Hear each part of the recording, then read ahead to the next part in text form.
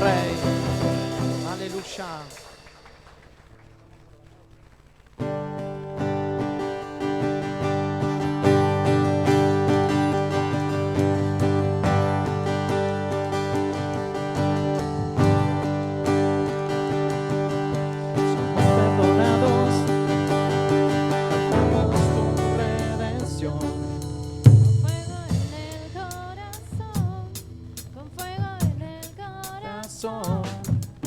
Nada nos detiene, vencemos la oscuridad, fuego en el corazón, fuego en el corazón.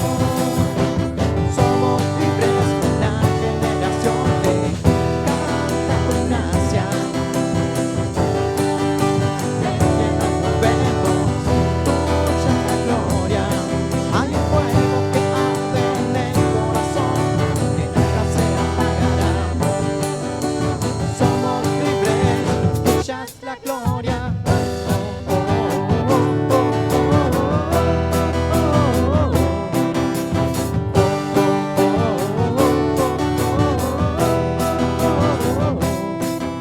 Somos perdonados, cantamos tu redención, con fuego en el corazón, con fuego en el corazón. Nada nos detiene, vencemos la oscuridad, con fuego en el corazón, con fuego en el corazón. Somos libres, una generación que canta con gracia. Tú eres aquel en quien nos movemos, tuya es la gloria. Hay un fuego que arde en el corazón, que nunca se apagará. Hay un fuego que arde en el corazón, que nunca se apagará. Hay un fuego que arde en el corazón, que nunca se apagará. Hay un fuego que arde en el corazón, que nunca se apagará. Somos libres, tuya es la gloria. Tuya es la gloria. Tuya es la gloria. Tuya es la gloria.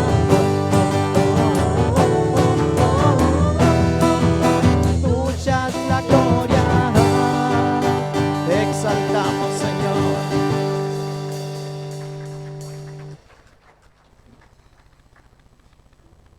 Ven, Espíritu, ven a este lugar. Te exaltamos. Santo eres.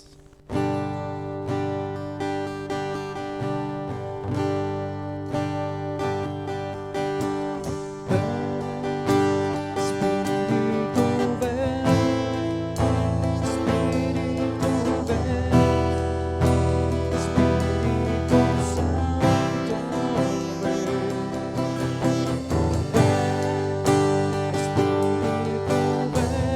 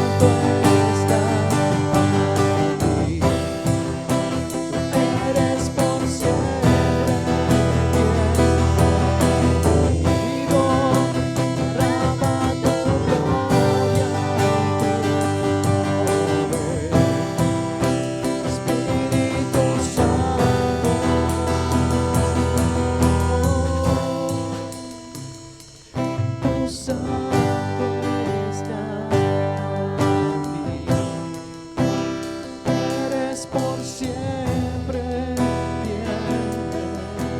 bienvenido. Ama tu gloria y tu poder, Espíritu Santo. Espíritu Santo, estás aquí. Eres por siempre bienvenido. Ama tu gloria y tu poder, Espíritu Santo. Espíritu Santo, estás aquí. Eres por siempre bienvenido. Ama tu gloria y tu poder, Espíritu Santo.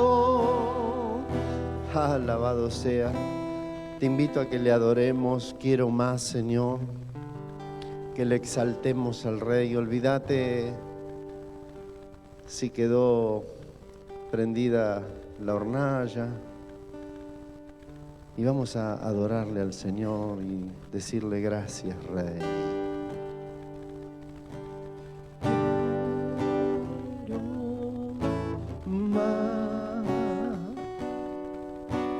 Quiero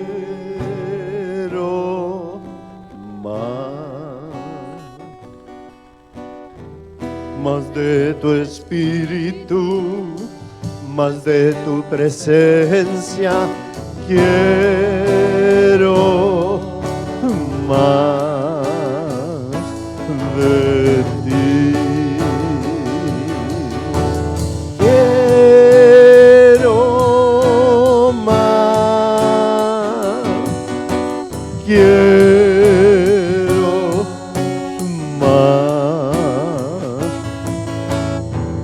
más de tu espíritu, más de tu presencia. Quiero más de ti. A ver, hermanas, vamos.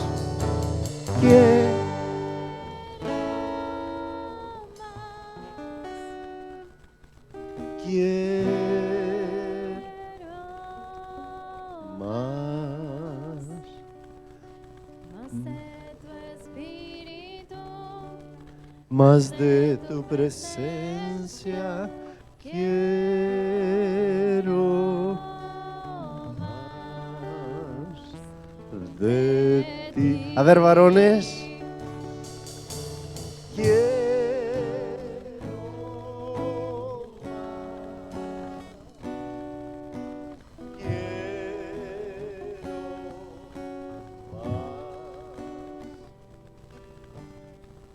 Más de tu espíritu, más de tu presencia, quiero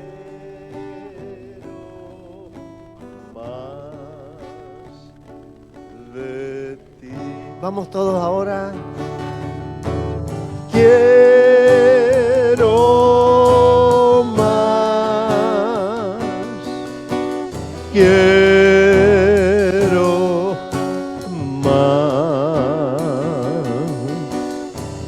más de tu espíritu, más de tu presencia.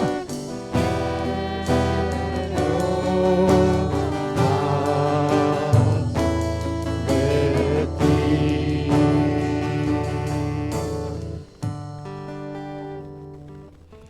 Dios los bendiga, hermanos. Qué bueno que es estar en el lugar indicado, en el momento preciso. Hoy es el Día del Señor y estamos reunidos para alabar y para bendecir el nombre de nuestro Dios. Amén. Sabes que en el Día del Señor estaban reunidos los discípulos y el Espíritu Santo, estaban reunidos así como hoy, estaban alabando y adorando, y el Espíritu Santo dijo que había que apartar a Bernabé y a Pablo para llevar la obra evangélica más grande. Había que comenzar a predicar la palabra de Dios por todo el mundo. También un día del Señor, un apóstol llamado Juan, que estaba confinado en la isla de Patmos, entre los 95 y 100 años de edad, cuando ya parecía que sus días se iban a apagar, un día del Señor estaba orando y recibió la revelación y nos dejó las revelaciones del libro del Apocalipsis. Amén. Y hoy en este día del Señor podría ser el día en el que Dios nos da aquello que tanto le hemos pedido. Podría ser el día que no volvemos de la misma manera que vinimos. Podemos llevarnos la paz de Dios a nuestro hogar y a nuestra familia. Amén. Dios te bendiga. Hoy quería compartir un mensaje que le puse por título: Los hijos de Dios no hacemos alianza con el enemigo. Los hijos de Dios no hacemos alianzas con el enemigo. En el año 1947 hubo uno de los grandes hallazgos de la arqueología. En el Mar Muerto, en el valle de Wadi Qumran, ¿sí?, en una de las costas del Mar Muerto, encontraron unos rollos, casi por casualidad, unos pastores que estaban por ahí pasando, y descubrieron unas vasijas con unos rollos, y los vendieron por muy poco dinero sin saber lo que eran. Entre el año 1947 y 1950 descubrieron más de 900 manuscritos, más de 25.000 fragmentos escondidos en 11 cuevas. ¿Qué había en esos fragmentos? Nada más ni nada menos que prácticamente todo el Antiguo Testamento. Nuestra palabra de Dios, la versión que mayormente tenemos todos, la versión de Reina Valera, son copias de copias de copias de copias, cuya última copia databa del siglo IX de nuestra era, más o menos en el año 850. Con este hallazgo, ahora tenemos la base de muchos más años para atrás, casi 1000 años para atrás. Estos rollos se escribieron aproximadamente entre el siglo III y el siglo II antes de Cristo y fueron escondidos aproximadamente en el año 150 de nuestra era. Es decir, que estos rollos los estuvieron usando, estuvieron circulando aproximadamente entre 200 y 300 años. Si recordás la historia de Hechos capítulo 8, cuando Felipe se encuentra con el etíope eunuco, que era un funcionario de la reina Candace de Etiopía, que había ido a adorar al templo de Jerusalén y estaba de vuelta y estaba leyendo un rollo de Isaías. Era un rollo seguramente de este tipo, no el mismo, pero seguramente uno de este tipo. Y esos rollos estaban hechos en piel generalmente de oveja, pero también había rollos de piel de vaca. Y para leerlos había que enroscarlos de arriba y desenroscarlos de abajo, ¿sí? Y el rollo más extenso que se encontró tenía 7 metros con 60 centímetros.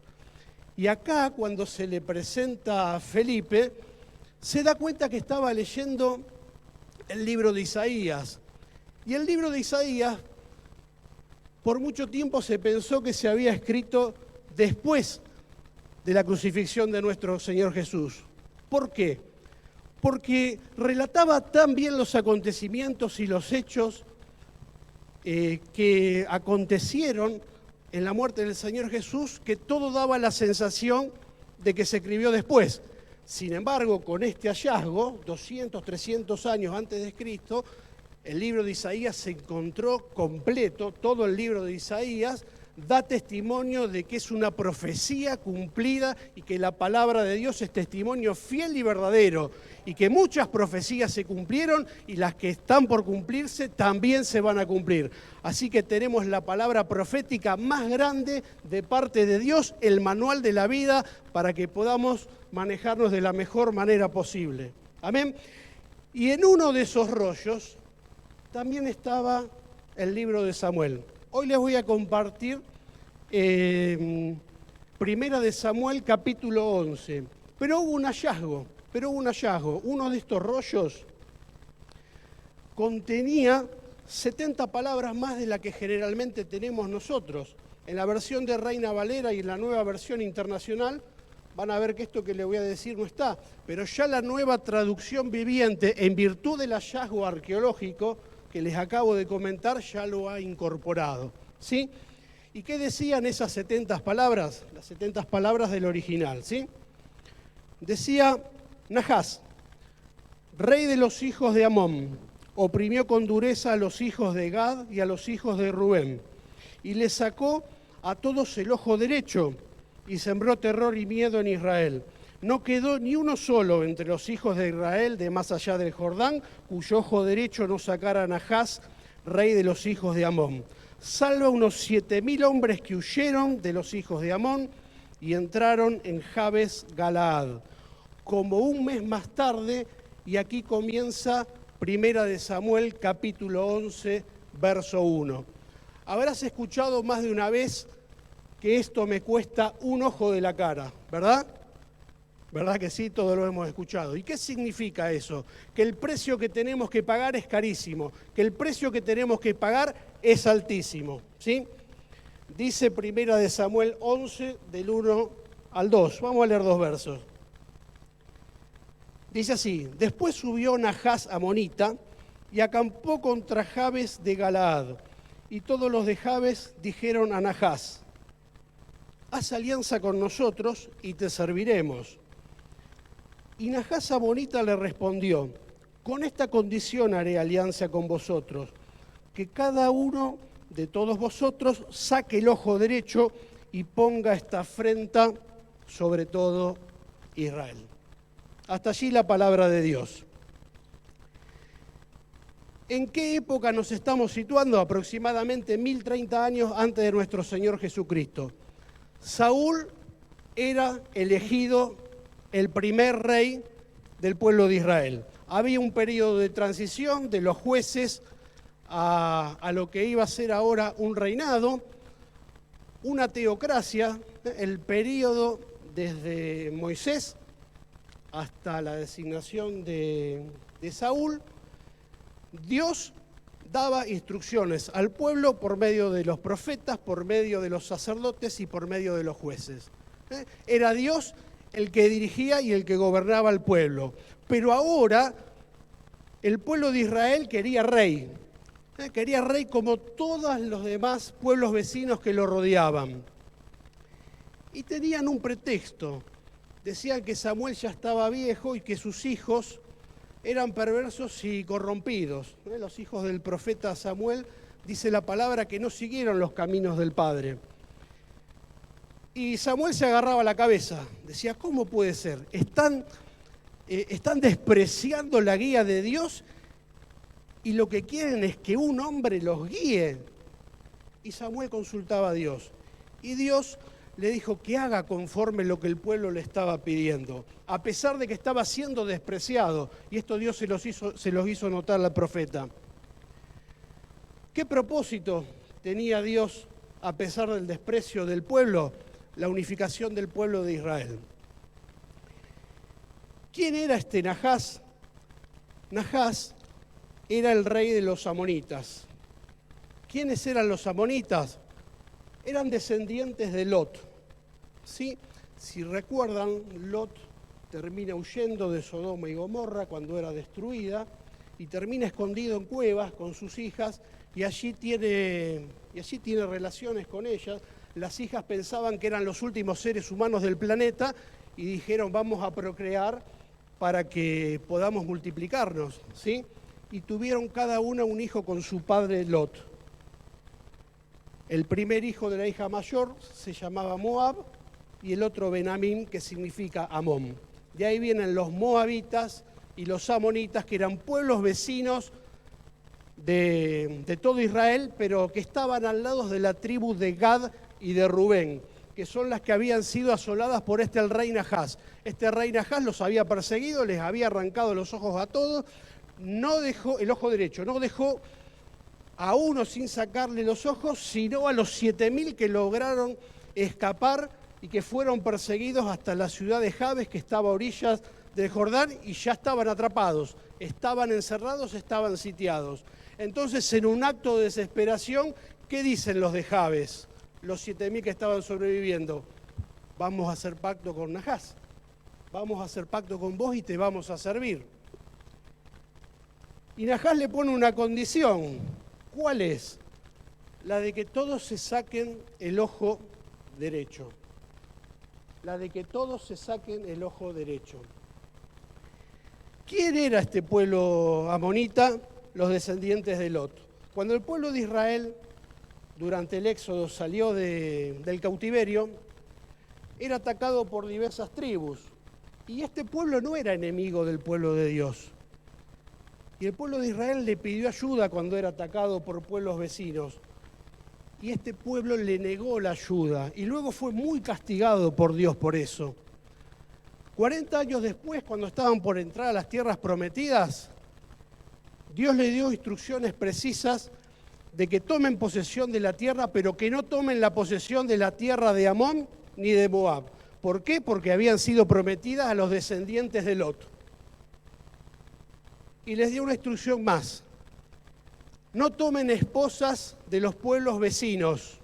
No tomen esposas de los pueblos vecinos.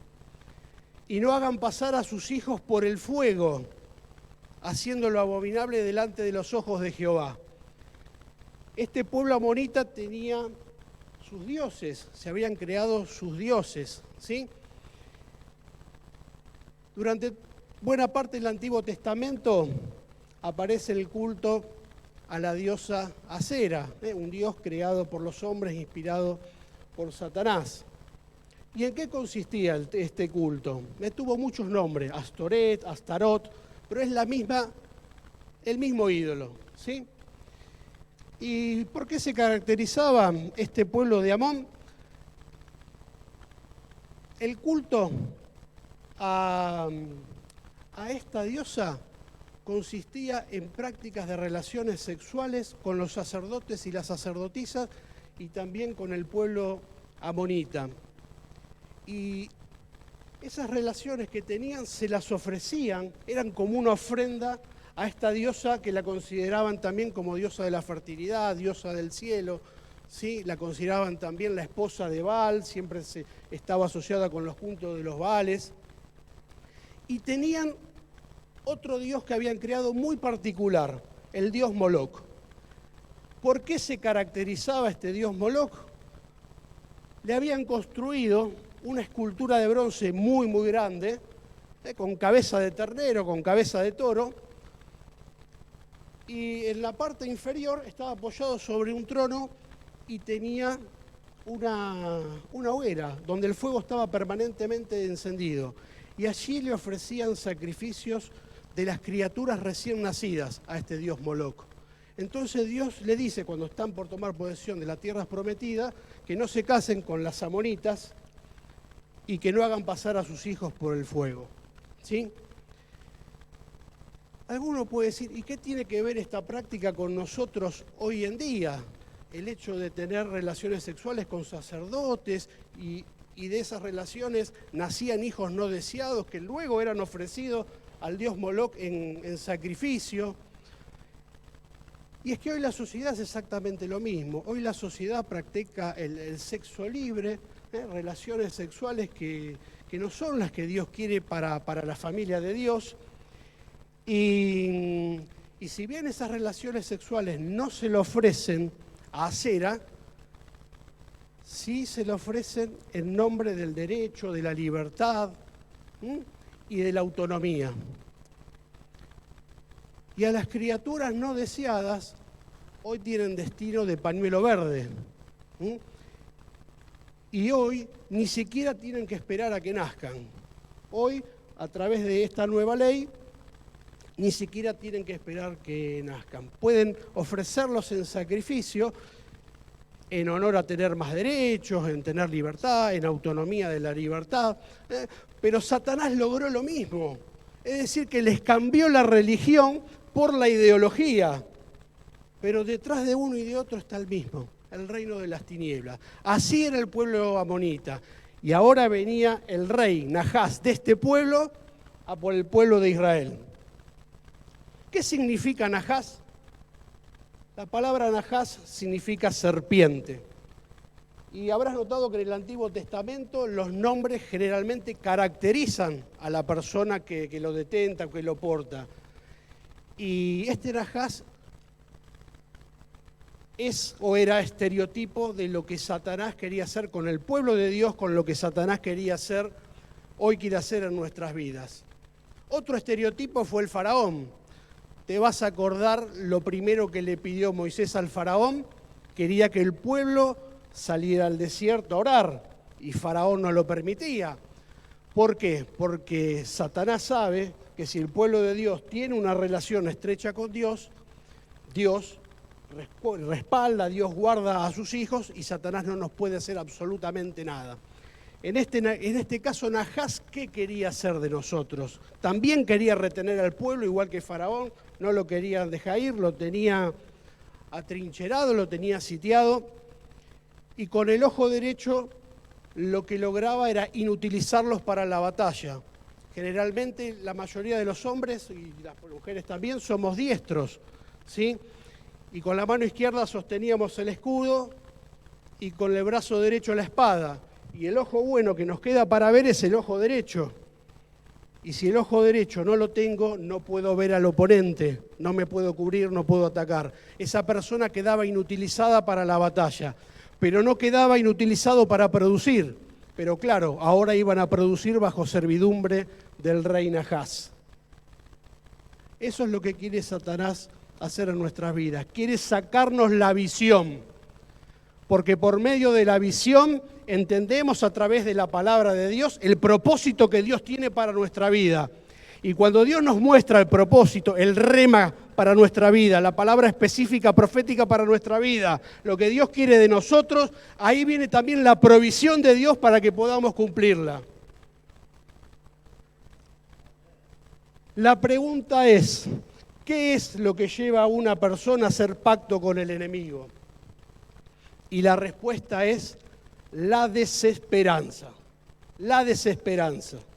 ¿Qué es la desesperanza? Tiene que ver con la fe. Cuando uno cree que la situación, cuando uno cree que el problema no tiene solución, que de esta situación no puedo salir, entonces hago lo que sea.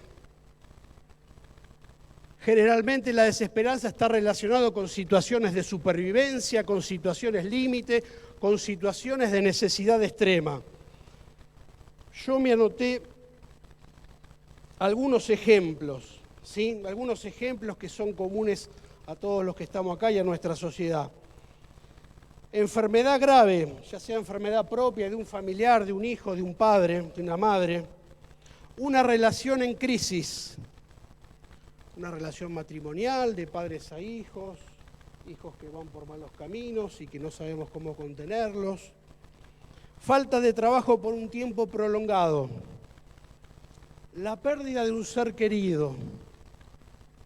Una deuda impagable. Peligros de diversa índole.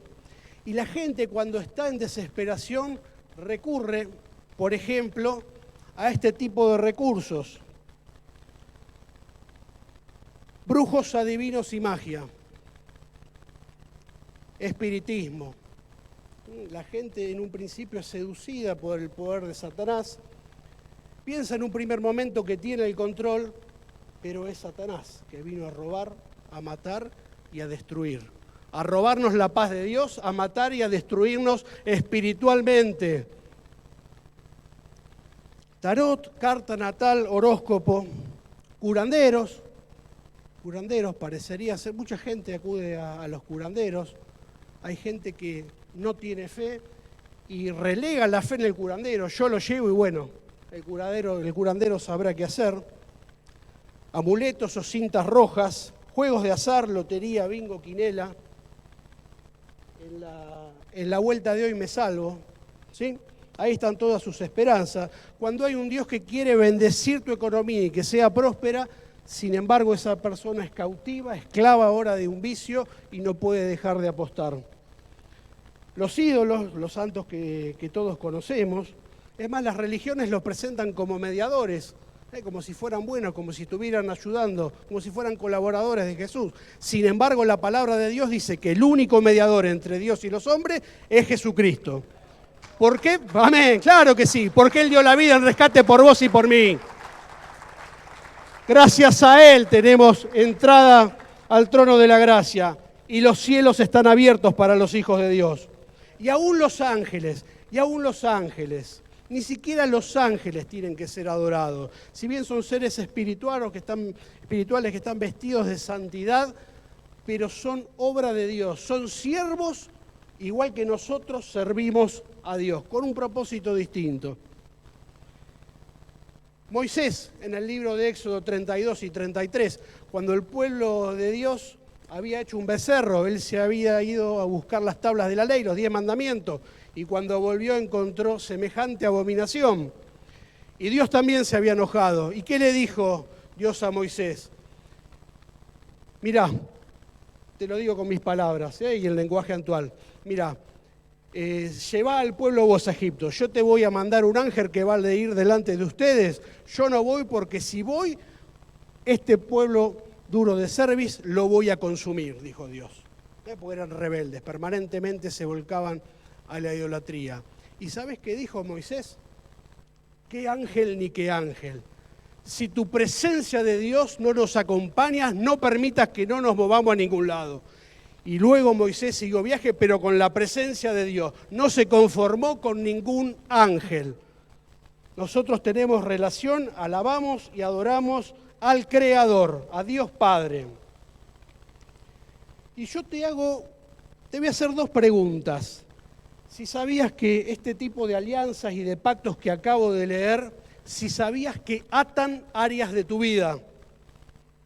Estos pactos, que a lo mejor te parecen ingenuos, inocentes, sin embargo detrás de ellos está el reino de las tinieblas.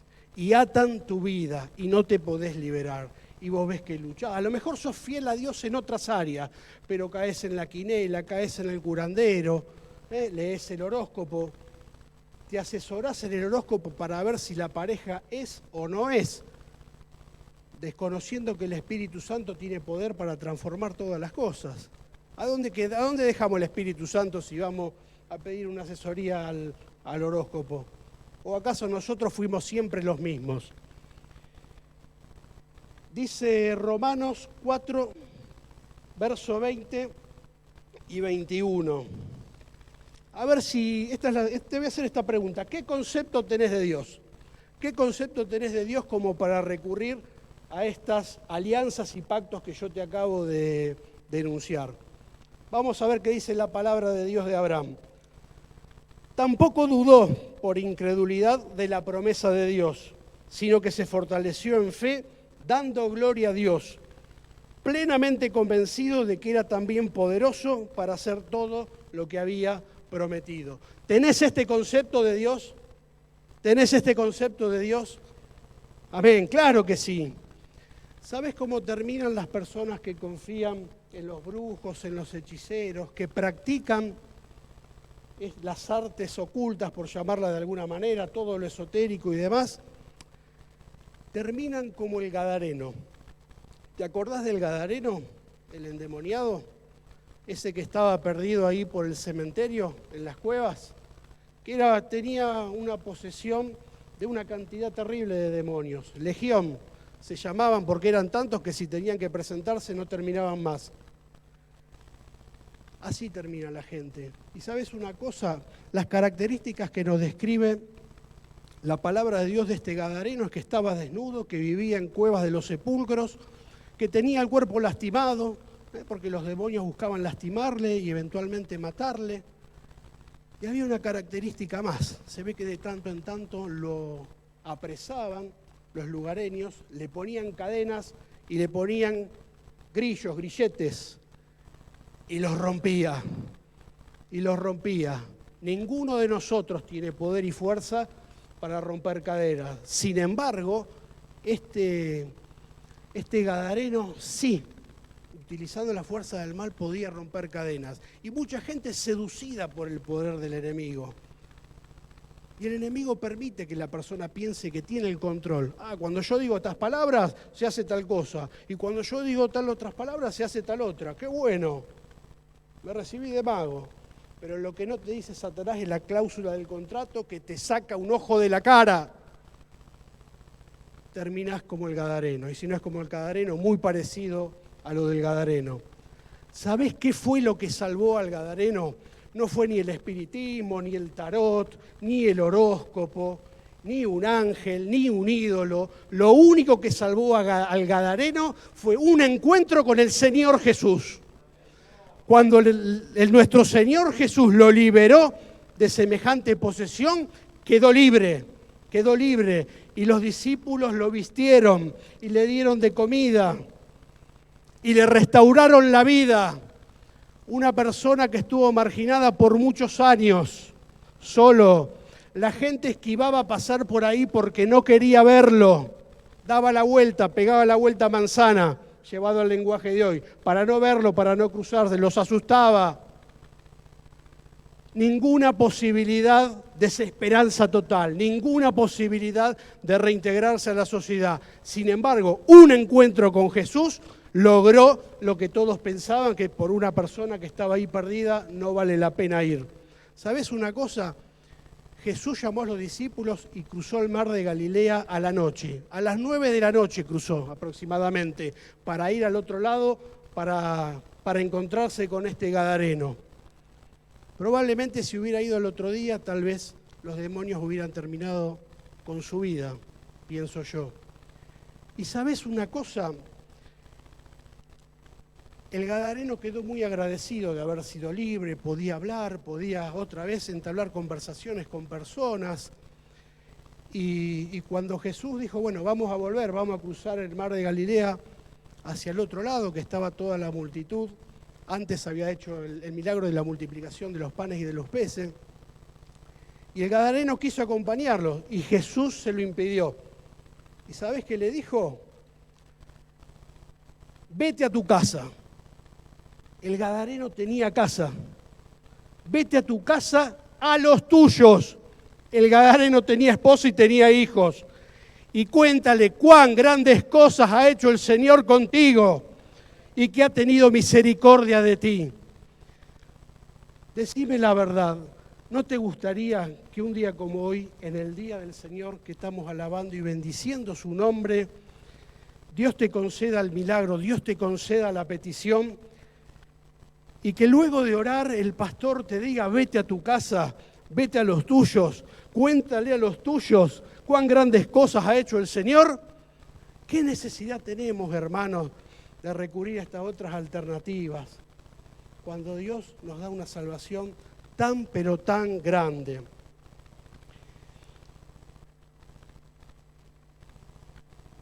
Dice la palabra de Dios en Job 42:10. ¿Te acordás de Job? ¿Te acordás de las pruebas que tuvo? Perdió todos sus bienes, perdió su familia, su salud también se complicó. Tenía una especie de sarna que le picaba por todo el cuerpo. Y los amigos le decían que él era el responsable. Le decían, palabras más, palabras menos, que las cosas que le estaban pasando eran por culpa de él. Y dice la palabra de Dios lo siguiente: y quitó Jehová la aflicción de Job, cuando él hubo orado por sus amigos, y aumentó al doble todas las cosas que habían sido de Job. ¿Sabes una cosa? Job, para poder recibir la provisión y todo lo que Dios tenía, primero tuvo que sanar su alma, primero tuvo que sanar su interior. ¿Cuál era el problema? Podría tener alguna raíz de amargura contra estos amigos, ¿sí?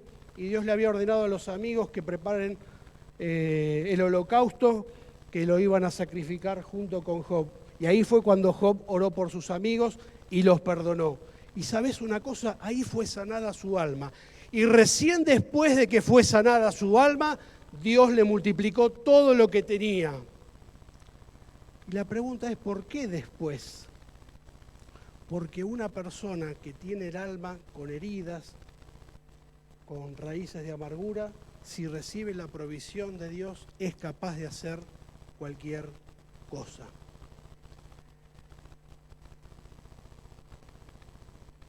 A lo mejor vos no recibiste tu provisión todavía y la estás esperando y la estás pidiendo hace muchísimo tiempo. Y a lo mejor es hora que te revises para ver si, hablando en lo espiritual, te falta el ojo derecho. ¿Hiciste alguno de estos pactos, alguna de estas alianzas alguna vez en tu vida? ¿Hiciste algo de esto? Porque si lo hiciste es tiempo de renunciar, es tiempo de invalidar todo pacto y es tiempo de volver al Altísimo. Hay que renunciar porque con esto celebraste un contrato con el enemigo y tiene tu ojo derecho espiritual quitado. Sos un tuerto espiritual y no podemos darnos ese lujo. Y hoy quiere que Dios te vaya con la visión plena de lo que Dios quiere para tu vida, para que puedas tomar el propósito de Dios y Dios te pueda dar la provisión. Se necesitan dos cosas para recibir la provisión de Dios: estar sano espiritualmente y tener en claro cuál es el propósito de Dios en tu vida.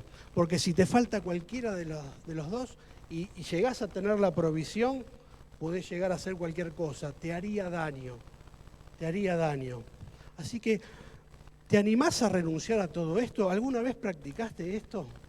¿Verdad que alguna vez alguien lo practicó? Y si lo practicaste, ¿renunciaste a todo esto? Hay que invalidar estos pactos. Hay que hacer pacto con nuestro Señor Jesús, que dio la vida por nosotros. Amén. Voy a hacer una oración por esto. Padre amado, en el nombre de Jesús, yo te pido, Dios mío, que libres a mis hermanos de toda atadura espiritual que pueda haber venido por algunos de estos pactos, Señor, que has celebrado en el pasado, en forma consciente o en forma inconsciente, y a veces como un acto inocente, sin saber lo que estaba haciendo, pero el pacto fue celebrado.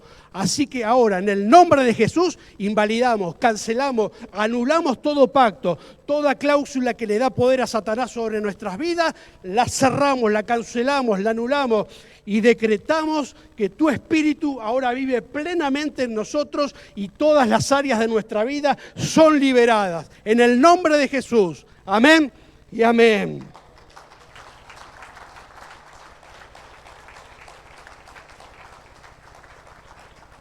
¿Sabes cómo termina la historia de Primera de Samuel capítulo 11? Porque habíamos llegado a decir que el rey Nahás los tenía sitiados, los tenía rodeados. Después desarrollamos estos temas que son los que nos competen. El rey Saúl, durante el principio de su reinado, hizo las cosas guiadas por el Espíritu Santo. Dice la palabra de Dios que cuando fue ungido, el profeta Samuel lo mandó con otros profetas y él profetizaba en medio de todos los profetas. Y cuando Saúl se entera por medio de los mensajeros esta situación en la ciudad de Jabes, que estaban los 7.000 arrinconados y estaban en una situación en donde le habían ofrecido a Nahás pacto, en donde tenían que arrancarse un ojo, dice la palabra de Dios que ni bien se enteró, el Espíritu Santo posó sobre él con poder. En segundo lugar, tomó una decisión. La decisión que tomó es presentarle batalla al enemigo. Y la tercera decisión que tomó Saúl, ejerciendo toda la autoridad y todo el poder que le había sido delegado, era la de unir a las 12 tribus, que hasta ese momento cada una estaban muy ocupados con sus propios problemas de organización y no tenían tiempo una tribu de ayudar a la otra. Ejerciendo toda la autoridad y el poder, obligó a que todas las tribus se juntasen y logró reunir 330.000 hombres. Y dice la palabra de Dios que se reunieron como si fueran uno. La tercera clave de la victoria es la unidad de la iglesia.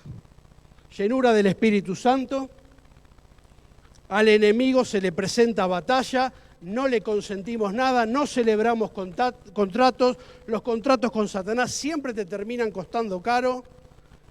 Y por último, unidad de la iglesia. Una iglesia unida no es vencida porque tiene el poder de Dios. Si Dios es con nosotros, ¿quién contra nosotros? Dios te bendiga.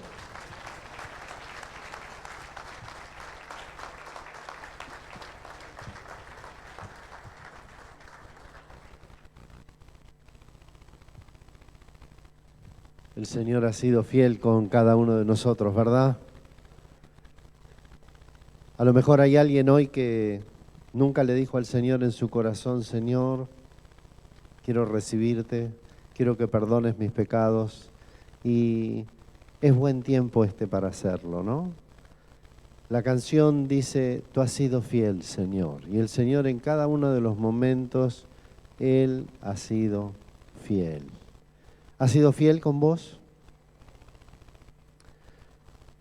Tú has sido fiel, tú has sido fiel, tú has sido fiel, siempre has sido fiel. Tú has sido fiel, tú has sido fiel, tú has sido fiel, siempre has sido fiel. Si hay alguien que quiera decirle: Señor, yo quiero recibirte esta mañana en mi corazón, que perdones mis pecados, y quiere hacer esta oración, hágame una seña. Si hay alguien que tal vez por primera, segunda vez esté aquí, si todos le conocemos, gloria, gloria a Dios. Así que vamos a darle gracias a Dios por este tiempo, por su palabra.